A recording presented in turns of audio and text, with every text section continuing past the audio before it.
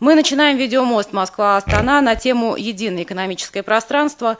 Проблемы становления и перспективы». 9 декабря в Кремле был подписан целый ряд соглашений, на базе которых с 1 января 2012 года начнет работать единое экономическое пространство, которое объединит три страны – Россию, Казахстан и Беларусь. Был дан старт углубленной интеграции трех стран, а сегодня мы в видеорежиме имеем уникальную возможность поговорить о перспективах становления единого экономического пространства с нашими уважаемыми казахскими друзьями. Я хотел бы всех вас и всех нас поздравить со знаменательным, очень знаменательным событием, подписанием всего пакета документов, которые формируют нормативно-правовую базу единого экономического пространства Республики Беларусь, Республики Казахстан и Российской Федерации. Как вы помните, что идея сама создания этого единого экономического пространства была заложена и озвучена в договоре от 10 октября 2000 года, когда президенты Республики Беларусь, Республики Казахстан, Кыргызской Республики, Российской Федерации, Республики Таджикистан подписали договор об учреждении Евразэс. Этот год у нас знаменательный, юбилейный, и он еще подходит под знаком празднования десятилетия создания нашей организации, Евразийского экономического сообщества. В этом договоре было определено, что ключевой целью и глобальным ориентиром усилий государств-членов сообщества на сотрудничество и интеграцию является создание единого экономического пространства, на котором функционируют однотипные механизмы регулирования экономики, основанные на рыночных принципах и применении гармонизированных правовых норм. В этом пространстве существует единая инфраструктура и проводится согласованная налоговая, денежно-кредитная, валютно-финансовая, торговая и таможенная политика, которая обеспечивает свободное движение товаров, услуг, капитала и рабочей силы.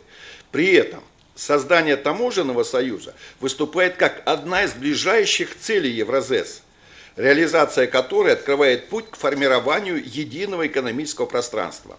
И основной задачей создания таможенного союза является формирование единой таможенной территории, на которой в отношении товаров, происходящих с этой территории, а также товаров из третьих стран, выпущенных в свободное обращение на ней, не применяются таможенные пошлины и ограничения экономического характера.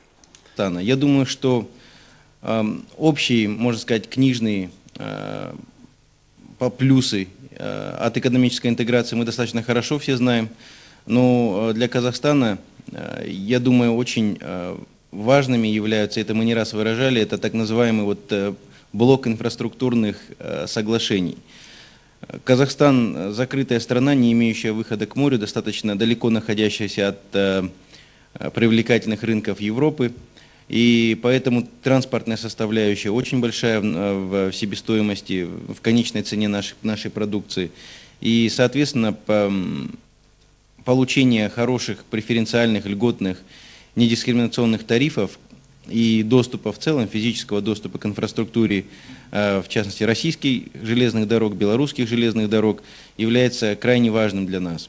И по соглашению о доступе к услугам железных дорог, одно из соглашений пакета, мы именно это и получаем, недискриминационный доступ к услугам железных дорог наших партнеров, равно как и наши партнеры получают такой же доступ к инфраструктуре ЖД в Казахстане. Очень важным является вопрос, естественно, и транспортировки нефти. Также мы находимся далеко от рынков конечных потребителей нефти, пользуемся активно российской системой транснефти для транспортировки своих объемов.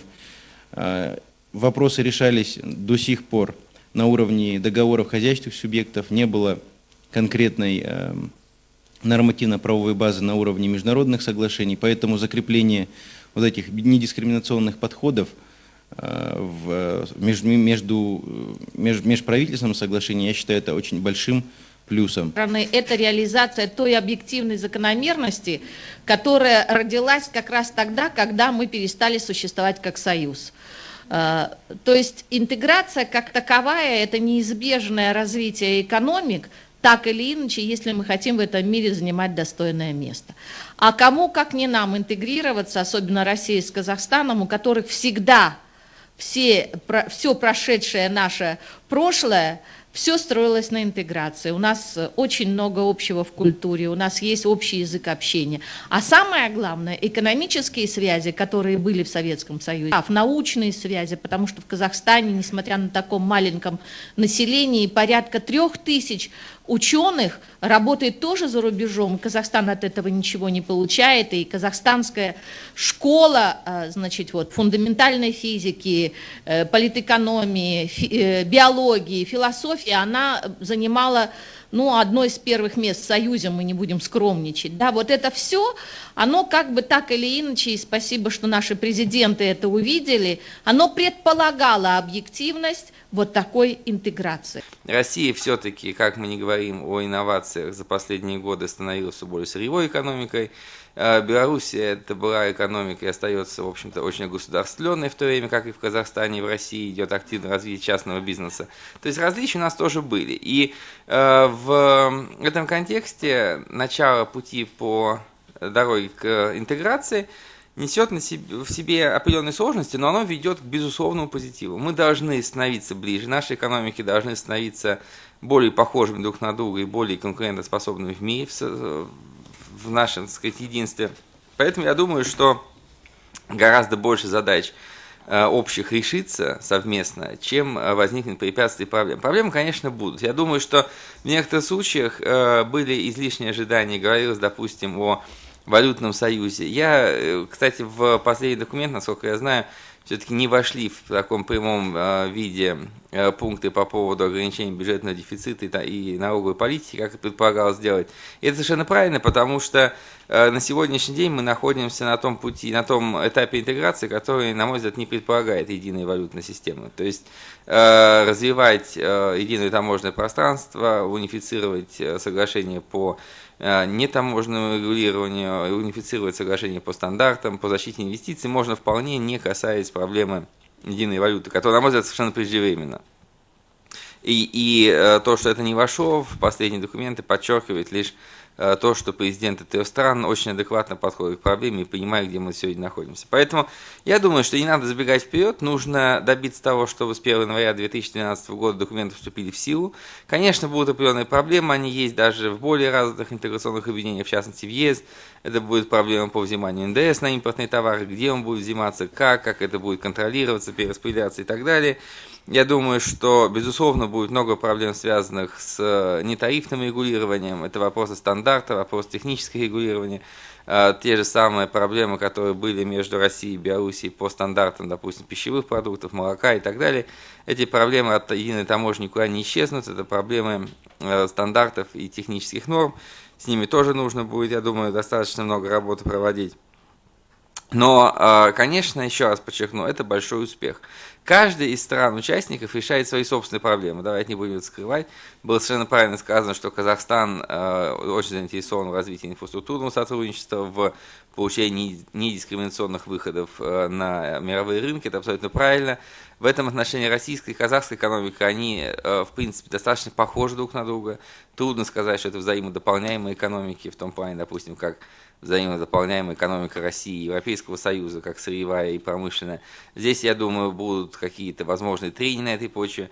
Но, на мой взгляд, действительно тот факт, что с инициативой и президента Назарбаева, и президента Медведева за последние 2 года сделана такая громадная работа, настраивает на очень оптимистический лад. Единственное, чем я хотел бы закончить, я все-таки попытался бы несколько предостеречь от каких-то сверхоптимистических ожиданий, особенно с точки зрения экономического эффекта. Безусловно, политический эффект огромен, он уже сегодня чувствуется, и если будут сняты границы, если будут сняты проблемы с передвижением рабочей силы, с получением разрешений на работу, но с Беларусью они давно уже сняты, да, то это будет замечательно. И граждане наших стран, безусловно, почувствуют совершенно новое направление развития, новый ветер, новую динамику. Что касается экономического сотрудничества, смотрите, я исхожу из того, что в Европейском Союзе, когда происходило становление единого таможенного пространства, единого экономического пространства, торговля между странами Европейского Союза составляла приблизительно 58%